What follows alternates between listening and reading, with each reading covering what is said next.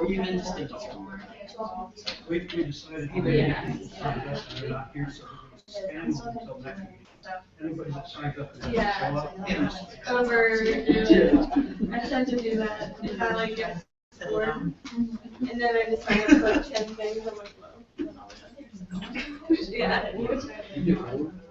Well, then I'm like, I need to do something, and then I sign up for like extra things. I've had that more problem in a while. Exhausted? Yeah. Yeah, you're cured boredom. Well, I tried to go get hot slams today, but they were already sold out. It's like this really like rare IPA, which I think mine's rare. And so we went, and they were already sold out, and I was like excited because I was like, yo, you know more about this? Like, but I guess people put up bells. That's right. Yeah, which I like bells too. They had aces and eights. Yes. Yeah. I love It's the another rally. I used to buy it. I can't remember what it's called. Big balls. Big Boss. Have you been there? Oh, yeah. Yeah, you can make it simpler. I did that operations menu project. Oh, really? Yeah. How long have they been around? At least 2000. Really? Yeah, because 2008 when I did it. You know, it's the weirdest thing. I've always wanted a bakery in my neighborhood, area, and I found one, like, Emily was like, hey, look at this place, right? It's like, we looked at their goods, and like, they do a lot of muffins and just like, they put good stuff in. Yeah. And I was like, yeah, we have to go there. And I was like, oh, I'm so happy there's a bakery here. When did you guys open? You've been here 10 years. And I was like, What's the law? Where those two were. You don't even know this law? I don't, cause I've been there one time. It's on like Boone, and you go on this Boone, and it just says bakery. Is it in the shop, like the burger shopping It's center? supposed to be where shopping center. Like where? Yeah, it's on the side. Right. No, I'm sorry. It's not like this Edwards Mill. I'm sorry. It's Edwards Mill. You go down there, and it's on there's some older or newer shopping things on the right, and it just says bakery. It's delicious though. Yeah, but this. All right, everybody. Thank you for coming out this evening. We're going to go ahead and get started. So this is the first meeting of the Raleigh SEO Meetup group. And show of hands, who all likes this venue better than McKimmon Center? All right. We need more sponsors. We lost somewhere around 75% of our sponsors. And as you guys may or may not know, the McKimmon Center costs about $475 per meeting. So that puts a dent in the budget real quick. The amount of sponsors that we had come in would afford about 2 meetings, maybe 3, after covering some rollover expenses from the last time. So actively looking for additional sponsors. In the meantime, though, even though we can't seat 100 people in this room, we can get 80, and there were 80 that RSVP'd. Got to figure out where the rest of them got off to. And then we also have the video is streaming online, and people can watch from home and or with other small groups of folks around town. So if we need to be able to continue working with this venue, I've worked out a few options that may help make that a little bit easier. If anybody has ideas for alternative venues, topics that we could discuss, speakers that you'd like to have come on in and talk with us, grab a piece of paper or and a pen or a laptop or a phone and jot down this email address. It's me, M-E, that's me, at frankcjones.com. Feel free to send me any of your suggestions. I'm all ears and just trying to make sure that we have the content that you guys want from the SEO meetup. Did everybody get that? Do I need to repeat it again? That's me, M-E, at frankcjones.com. All right. One other thing that I've been thinking about doing with the website, we have domain at raleighseomeetup.org. Starting with this meeting and moving forward, if you go to raleighseomeetup.org/live, that's where the live feed will be every month. So I don't have to keep sending out a whole new set of links and remind everybody of where the video is. It'll always be at raleighseomeetup.org/live. So that's a real easy way for you to find it. We're working on some tools to be able to make that a little bit more interactive. JR is working with me on that to try to bring in like a Twitter feed for questions and then an ability to vote the questions up and down. Not really sure how exactly all that's going to come together yet, but it's in the works. Along with that, we're working on putting together, it completely slipped my mind. I am so bad with names. I know the face. What was your name again? Patrick. Thank you very much. I apologize, guys. I am ridiculously bad with names. I always have to apologize for that. Patrick and I just did the first site audits. That's another piece of video content that we're working to bring to everybody. Basically, he and I sat down and for about a half an hour go over a site and give a whole bunch of feedback on what can be done for SEO. I'm going to put together a form on the website for people to be able to submit their sites, but I wanted to let the group know that that is something that's in the works and should be being launched this month. And we're just going to do like one a week. So we're going to start filling up a list of folks that want to have their sites audited, and we're going to do that to be able to generate more content. It'll be a really good learning experience for everyone to be able to see what an expert can find on the back end, the front end of the website, what can be done with content, going into a bunch of tools, a lot of resources there. One last thing that I'm thinking about, and I really want to get feedback from everyone before implementing it, is I'm considering having guest posts on the blog and asking people to not just come up here and speak, but to also write articles and content for the blog. One of the biggest pieces of feedback I've gotten so far is that that content really needs to be specific to educational information, how-to kind of articles teaching you how to do something so you can take action afterwards, as opposed to case studies and such, which may belong on a different SEO type of website. Real quick show of hands, does anybody have a major objection to having guest posts on the site? And does that strategy of actionable content, how-to type articles sound good, or is there maybe a different direction that we should go in? Let's go with everybody thinks that sounds good. Raise your hand. All right, so I'm going to move forward with that. If anybody has any suggestions as we're moving forward, you have my email address now, and just feel free to shoot me a message, or you can connect with me through Meetup. That's always an option, but email is a little bit quicker for me to reply. All right, that's about everything that I had for the front matter. JR is going to tell us all kinds of tips and tricks for working with Google Docs and automating some SEO processes. How are you guys?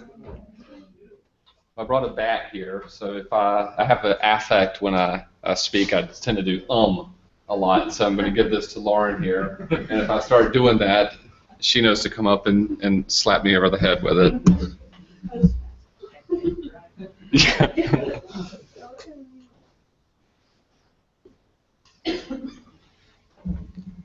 All right, let's see if I can get this going.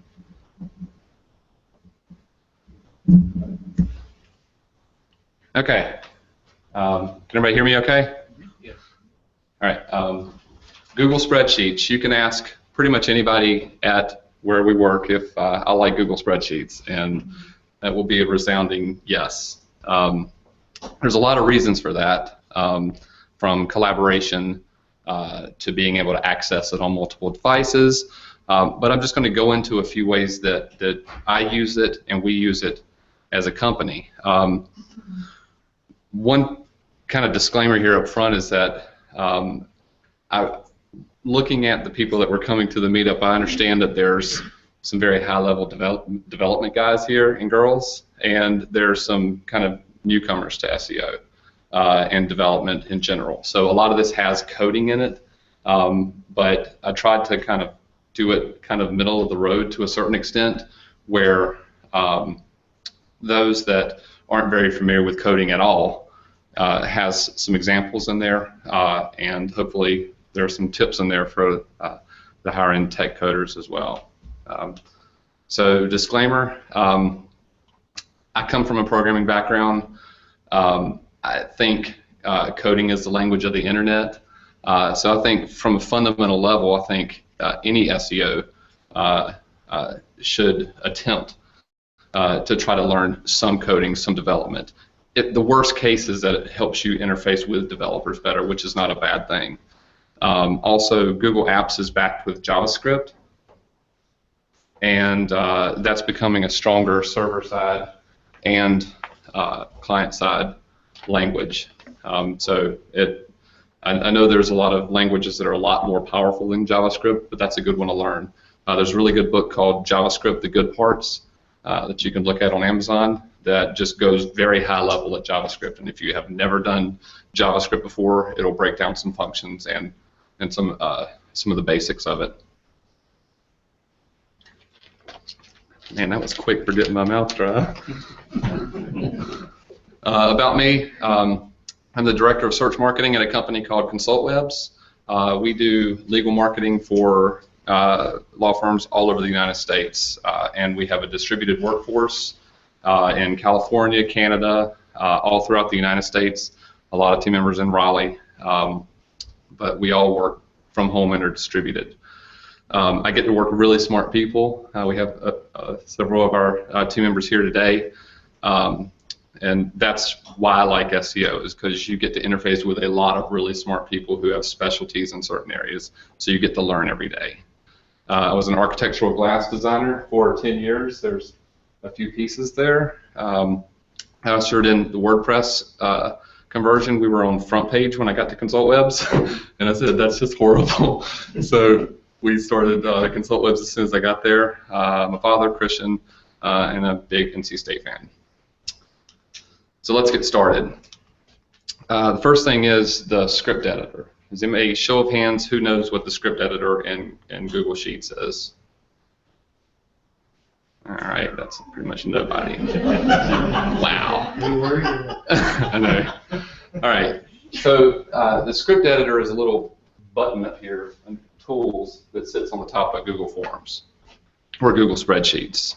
And the script editor is actually a language that kind of, or in that platform, kind of connects spreadsheets, docs, and a bunch of different services, even Google Sites, but it's kind of like a back-end functionality. You don't have to be a developer to click that. I had notes here which aren't here, but you know, the worst thing you're going to do is trash a spreadsheet, and you just delete it and start again. So you're not going to like bring Google down because you do something in there. The script editor, this is very oversimplified, but the script editor is just a big container that holds JavaScript. There's a lot of custom functionality, custom JavaScript, custom classes that Google has that you can spend hours and hours and hours reading and learning about it. But at a fundamental level, you can put JavaScript in here and do things with it. And you can find a function for almost anything coded somewhere. JavaScript's been around, I don't know how long it's been around, 20 years, 30 years.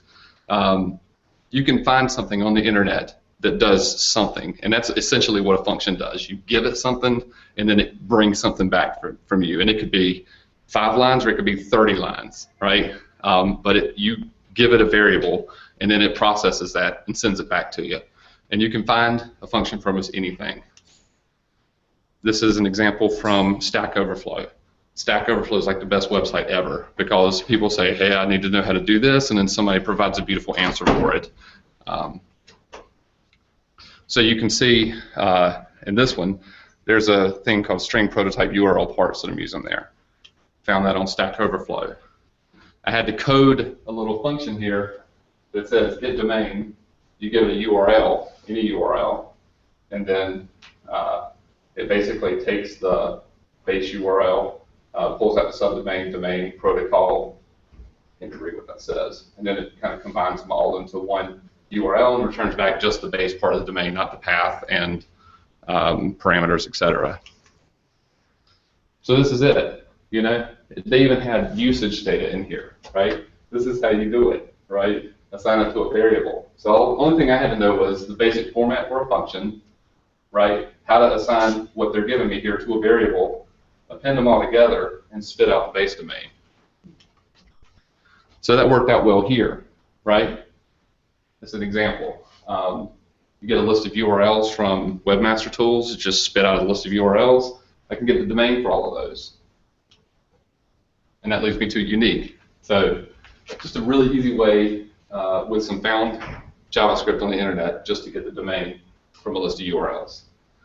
One other thing I forgot to say is I have, at the end of this, I have a short link that has a link to the presentation, and on each of these I have an example. Each of the header screens have an example that you can click on and actually go into that example, look at the spreadsheet, look at the script editor, see how the code is in there. So that should make it pretty easy. Sorry, dying here. So that's on your slideshow?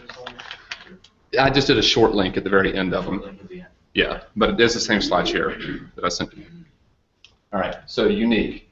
So you may know what unique is, unique function in Google Docs, Google Spreadsheets. It's something that Excel doesn't have, and it's something every time I go into Excel and I have a list of whatever, 1,000 things, and I just want to get the unique values, I like type in unique and it's like function not there. You look on the internet and there's like 50-line codings of how to get that to happen in Excel, and it's like, ugh. But it's something I use all the time in Google Spreadsheets. If I want to find the unique domains pointing to my site from a list of URLs, this is how you do it. Notice here from the previous example, I have a list of URLs from a Webmaster Tools dump. I have get domain, so I get all the domains of those URLs. Throw in unique there, goes through all those URLs and just pulls the unique ones. And that's easy for giving you a short list of domains to look through.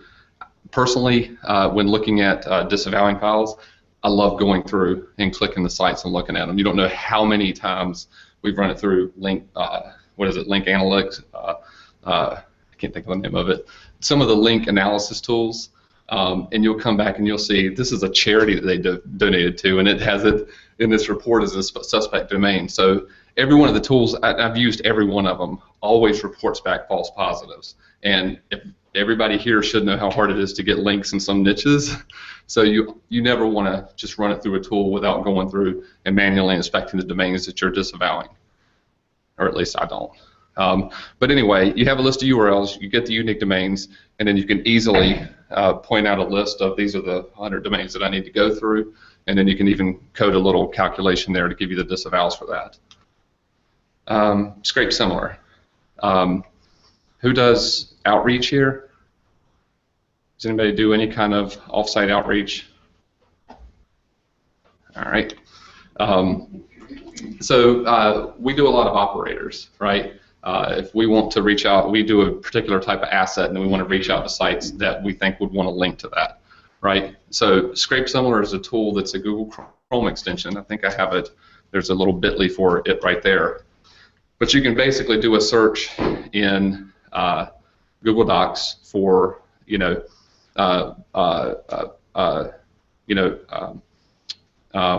stories that have been written in the last month about a particular topic, like vaccines, right? So you did an asset, and you want to reach out to all those authors and say, hey, we did this really awesome asset, or maybe you can follow them on Twitter, whatever.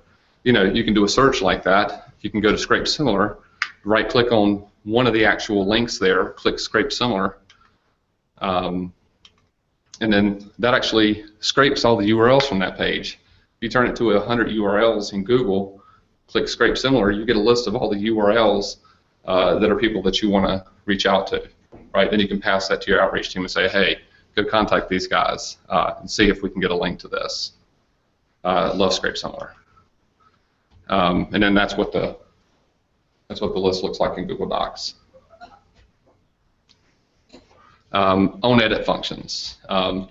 This is very handy if you work in Google Docs with a team, like we do. And we learned that very early that, who made this edit, right? Who went in and edited a particular cell on a spreadsheet. So In the script editor that I showed you earlier, this is an example. You have a function that's an inbuilt function in Google Docs. It basically says anytime anybody edits anything on this spreadsheet, do this, right? And this little function in here does two things, and it's on the example that you can look at. It sets a comment on the cell that says last modified by this user on this date, right? Now, Google changed that, and that's one of my gripes about Google. After we implemented that, and that only works on Google Apps for domains. It doesn't work if you have somebody else from another Gmail account editing that spreadsheet. But it's very handy because, you know, this was changed a month ago. If I want to know who changed this, you can go back and figure it out, or at least you can figure out when it was changed. The other thing is, you know, we pull all of our, if we're taking over a client site, we crawl the site, put it in a spreadsheet, you know, go through each page, target each page, and then we have someone go through and based on the target, the content of the page, write title tags, descriptions, H1s, whatever for the page. And then we obviously want to make sure that somebody's not writing 300, you know, character descriptions there. So there's a really easy thing here called check link that there's another function that I found on the internet. Put in here, check link, give it some text, and then I wanted it to alert me back if it's more than 70 characters, right? So just by that little function in there, two things. If we're sharing a collaborative spreadsheet, I know that on a certain section of it, if somebody puts in more than 70 characters, it's going to alert them and say that's too long, you know.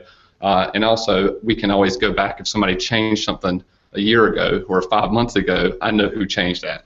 Those are really important things when working in a collaborative environment. There's also a little scratch pad here on the example sheet that that's on the example 2 that you can go in there and kind of see how that works. And this is an example of one of our spreadsheets where we pull in the source URLs, do the new target slugs, titles, H1, meta descriptions, 301 redirects. And then this has the title and description have those kind of on-edit checks to make sure that when it's very easy to go over a character limit on that, and that lets them know right there. And plus, you can review it and say, you know, there's two things in red. You know that's not right. This is something that I find very useful, and I'll wrap it around to that other example. But this is one of the inbuilt functions classes within Google Spreadsheets. Before I get into this, Google has extensive documentation, beautifully laid out with examples for everything, right? Example code that you can copy paste, slap into your website, into your Google Sheet. So this is just one example that I'll show here. So this goes back to the other thing. When you crawl your source URLs, we specify all of our target URLs. And then I have a source site, development site, and I have what my development URLs. So we say here, go transfer this site, update. You know, we want all the dev URLs updated. We want it to look beautiful. Then there's a little script that we programmed, which I'll get into and get ahead of myself. That we programmed that basically checks, does this URL work or not? Does it return a 200? Does it return a 301? Does it return a 400 error, right? That way we absolutely know. So the old URLs, target URLs, these are the dev URLs, just I put together with a calculation. So this is the script, page status. Basically says URL fetch app, fetch this URL, mute HTTP exceptions, that means just don't let, just keep on going. Right, if there's some HTTP exception, and then follow redirects, and then you can set that to yes or no. Basically, if this finds a redirect, if you don't tell it to not follow the redirects, if it finds a 301, it'll go ahead and follow that and report it back as 200, right? So we want to make sure that all these are perfect, so I want it to return back a 301 and not follow it and say the eventual pages is 200. So then it just gets that response, get the response code 200 is 200, URL issued 301 400. We know. So right here, you know, we can have a 500-page site. I can look at all the dev URLs, throw that function in every one of them. They're all 200. I know that every URL on the dev site is absolutely perfect. And from there, just do a little calculation here that takes the source URL, takes off the domain, does the target URL, and then I have a clean list of all the 301s. Add those into the site or add those into the htaccess file, and you've ensured that all of your visitors are going to get to where they want to go from search results, etc. It's a very clean way to do it. Import XML.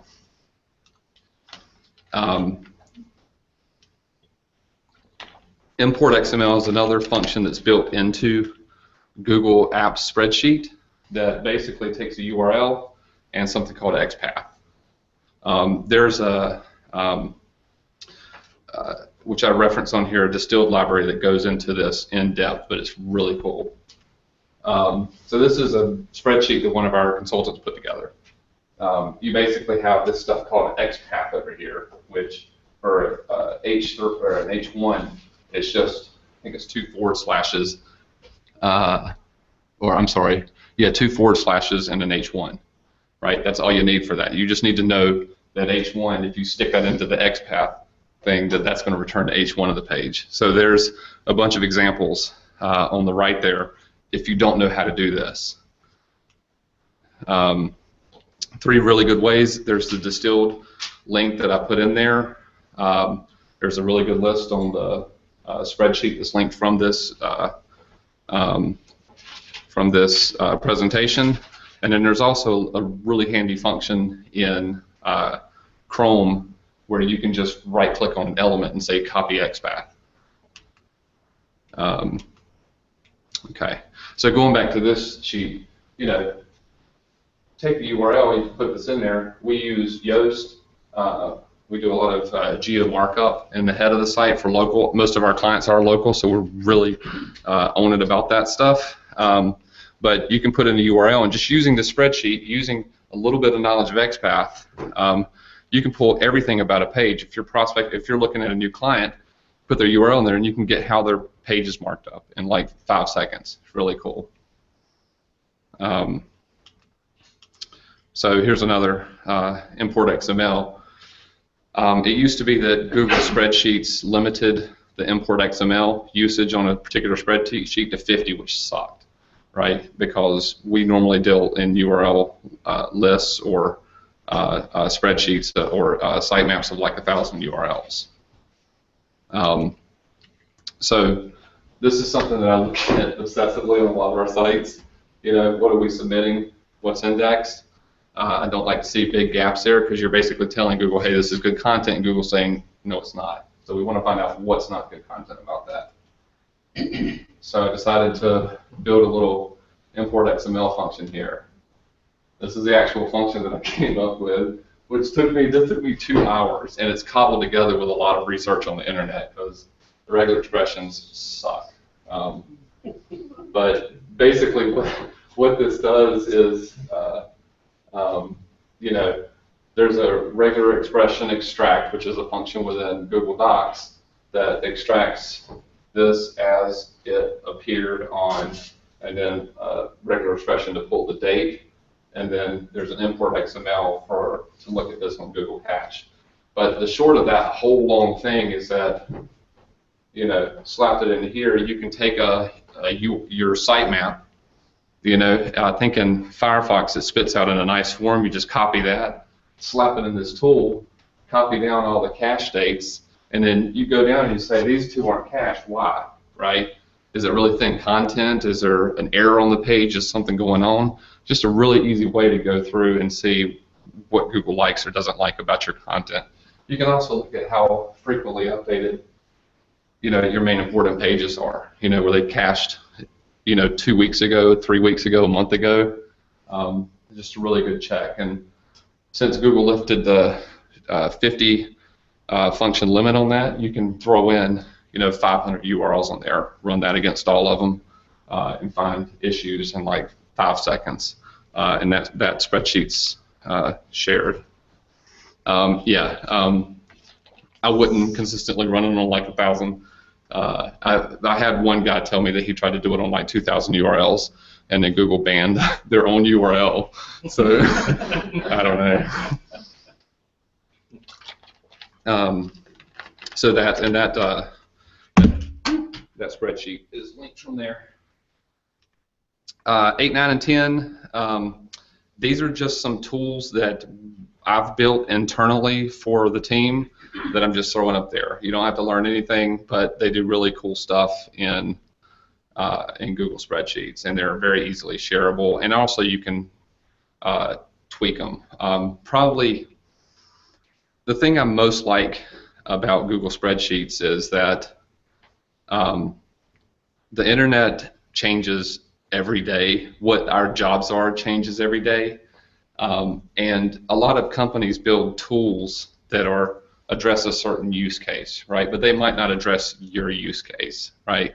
We all work in different niches, have different strengths, weaknesses. We have different team sizes.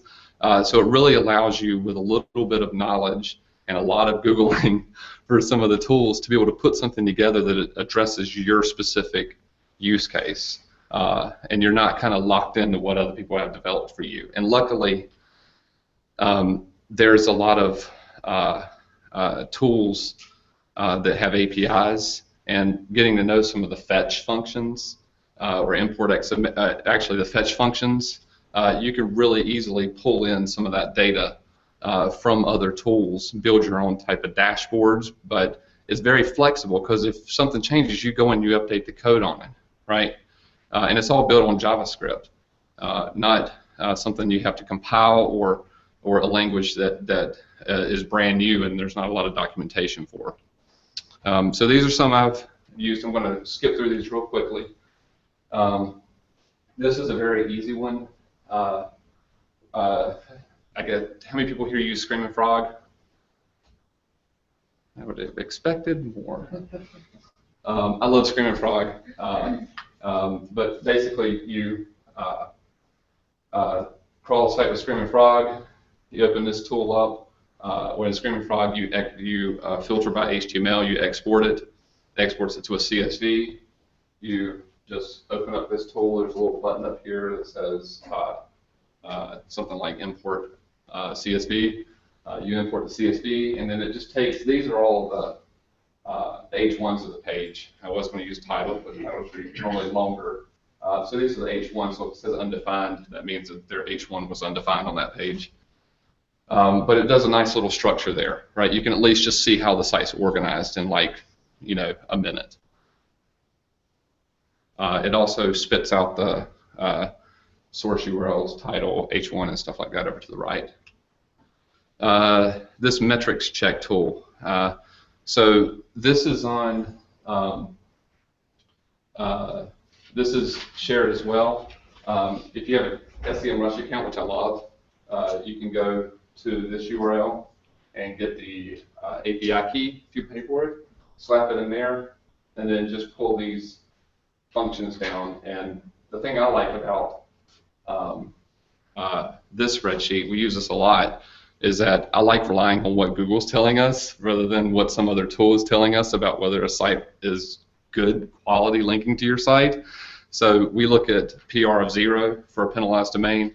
We also look at SEMrush sites that have 0 SEM KeyRush keywords, because that's a pretty good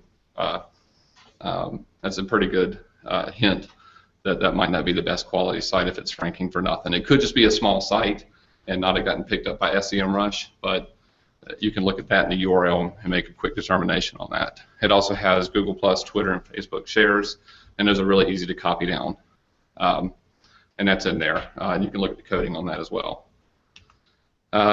There's one called a content audit tool that I built that has a lot of, it's a really cool tool, but I've had mixed results from the team, so use it at your own risk. But basically, you do a Screaming Frog crawl, and then you upload Google App page visit metrics, content page visit metrics, conversion metrics, and also what's the other one?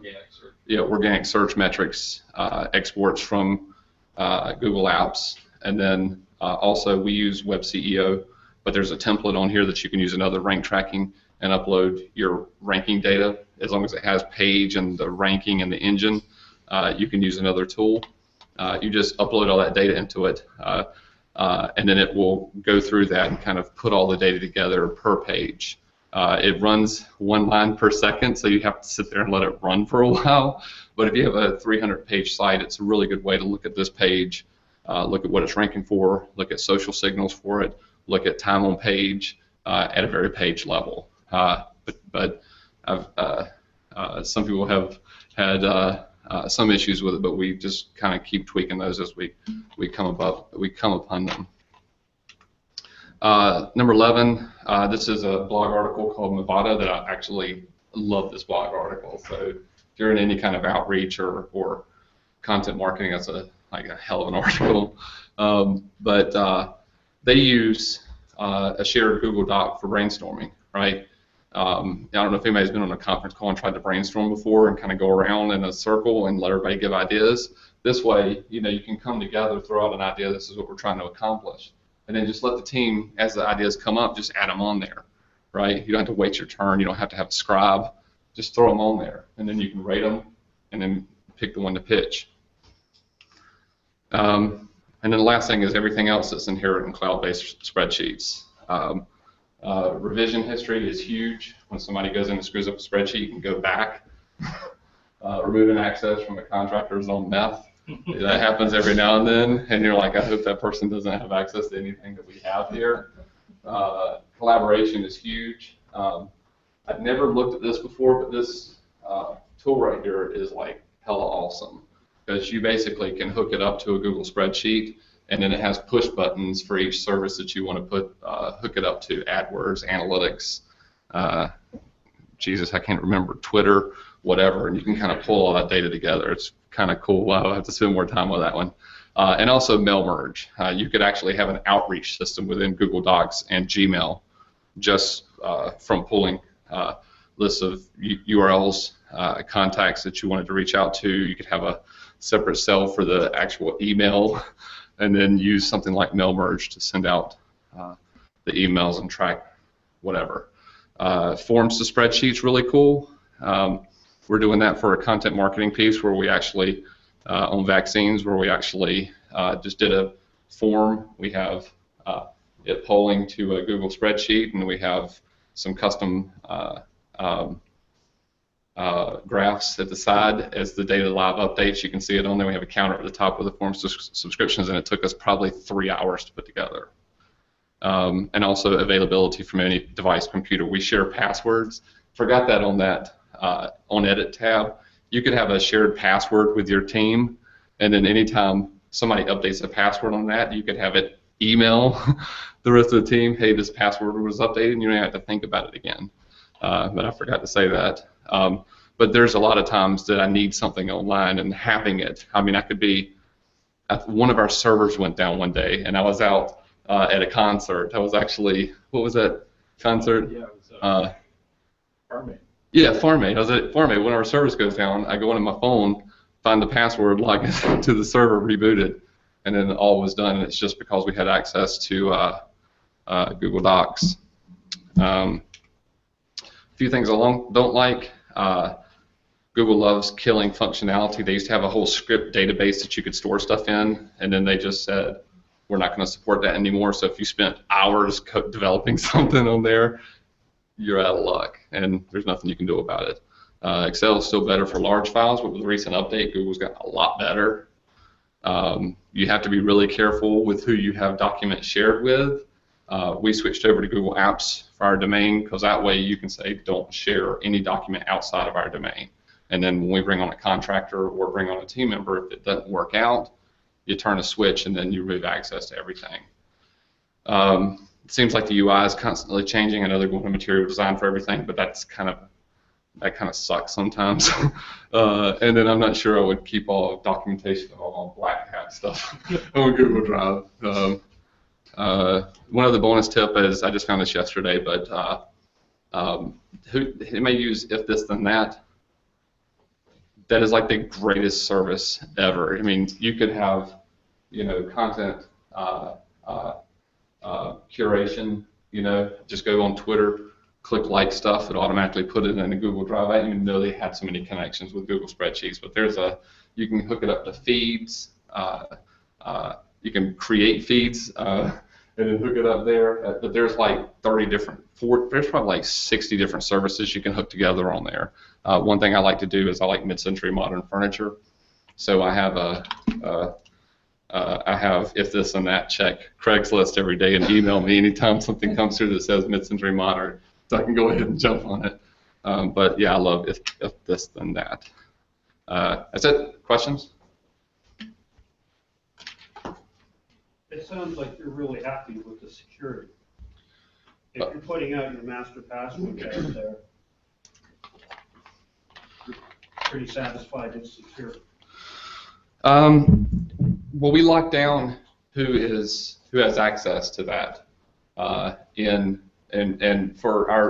we kind of triage our Google Spreadsheets by and like we have a lot of tools that we use as a company. Probably I would guess around 80 different services, but we also have some passwords, and we lock it down by who needs access, right? There is a security. I understand what you're saying, but is the drive itself encrypted? Is it? Yeah, it's SSL. I don't know if their backend drive is encrypted. So if you're asking me, could someone hack into Google and have a chance of stealing our documents? Probably, but the same thing could be said of we don't host our servers, so there's always going to be some type of data transmission there. So it's kind of like that. There's a cost benefit there, right? Do I rely enough? I mean, at a certain level, I rely enough on Google as an ISP, but that's not bulletproof. And I understand that somebody could come in there and say that it can be seen in 1,000 different ways, but for me, it's more important that the developers and other key people in the company have access to that just in case something happens, rather than having something happen and it's on a piece of paper back in my office. I got a virus recently that I had to have chips replaced in my laptop. Oh, really? Yeah. It had to go to New York and have chips replaced. That's a nasty virus. Yeah, quite a virus. Well, they've had people that have encrypted systems and had to pay that. We had one of our not our clients, but one of our ex-clients. It set a BIOS level password so that you couldn't even turn the screen on. Eesh, that's horrible. Yes. When you're doing all these fetches and stuff through your tools you've developed, is that like if you came to my website, would I see that in my logs as coming from a Google, or who are you appearing to be to a website when you're getting all this information? That is a great question, and I don't know the answer to that. I mean, I did a thing on. I actually did a plugin for WordPress one time that would report to Google Analytics when Googlebot crawled the site, which was kind of cool because you're tracking Googlebot. But anyway, most of these are most of the data input here that I use is for crawls. Like we use Screaming Frog from a browser to crawl the site, and you can set what the user agent is on that, and then import the data. For a lot of, and even on the other tool, it's, we're operating on a dev site, right? It's not live yet. So we don't do a lot of crawling of live sites. So that's not something that's been a huge issue up to this point. So I don't know. But it'd be interesting to see what the visits were from. It'd be easy to test. Any other questions? So Yes. I'm not an SEO technical anything, but don't a lot of SEOs have the same issue you have? And does everybody build their own tools, or isn't there like a, if you go to SEO school, you get all these tools and you don't have to know this level of coding? Well, the question is, don't SEOs have their own sets of tools, and are there enough tools that you don't have to build your own tools? I think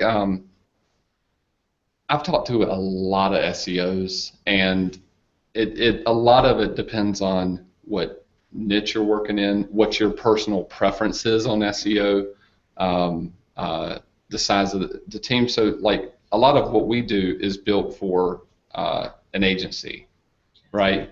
And we solve like problems that an individual SEO might not have, right? Like, you know, an individual SEO might spend 3 months or something going through a development site. You know, we have a team that comes together on that. So we kind of had to develop some individual tools for us that allowed us to collaborate on something. And also, it is important to understand the transfer of information with the site so that somebody who wasn't that familiar could come in, get a grasp of what the information was that they needed to do that particular task. But I still think a lot of SEOs, I've run the link analysis tools, which that's a huge thing, is the quality of links that are pointing to your site. I mean, we had a client do an audit, or have somebody that he found on SEO Moz do a link audit, and he returns it back to us, and he's like, look, they found all these links. And I went through the links, and they had just put it in a link analysis tool, and then charged him like $3,000, spit out a spreadsheet and sent it over to him. And I was like, Charles, you know, there's probably 30 links on here that are like sponsorships and like a local business that had linked to charities. It's like they never went through and looked at it. You know, you earned these, and they're telling you just to wipe them away.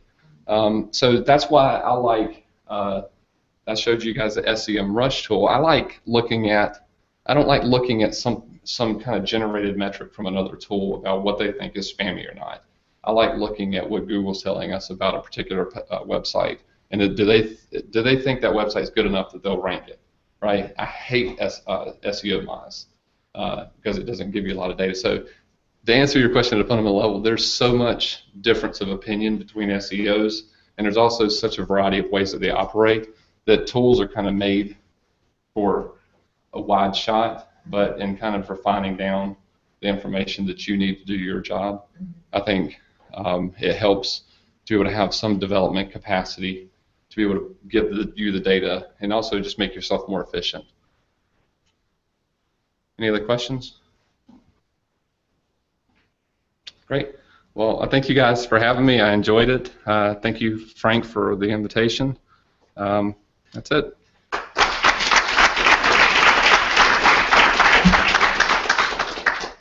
Thanks everyone for coming out. I was going to say, we're going to have the event at the same time next month. Why is the time bad? No, I was just curious, so Oh. I got to plan my schedule. So for this month, somebody, maybe they're in attendance, reminded me that there's another internet marketers meeting or something like that. It's in the comments on Meetup, you can reach there. And so I had grabbed just the first Tuesday that was available at the library because we skipped January entirely. So next month, I'm going to go for either the third or the fourth Tuesday. One of the issues with using this room is that you cannot book it further than 30 days in advance. So I actually have to wait until next Tuesday before I can even see if it's available for 30 days from then. So I really wanted to have like a 6-month calendar already booked, but with this room, that's not a possibility. So working through some of those growing pains and trying to figure that out. If anybody has an idea for a possible venue, shoot that to my email as well. when Eden Pilot Park. I'm sorry? When Eden Pilot Park is 5 miles away, maybe probably less. They have a nice room there that's a freebie too. Oh, awesome. Also, there's I don't know if this would be feasible, but it's a little far. There's an RTP at the Frontier building. I'm not familiar with It's it. this new 800 part. Turn off the stream.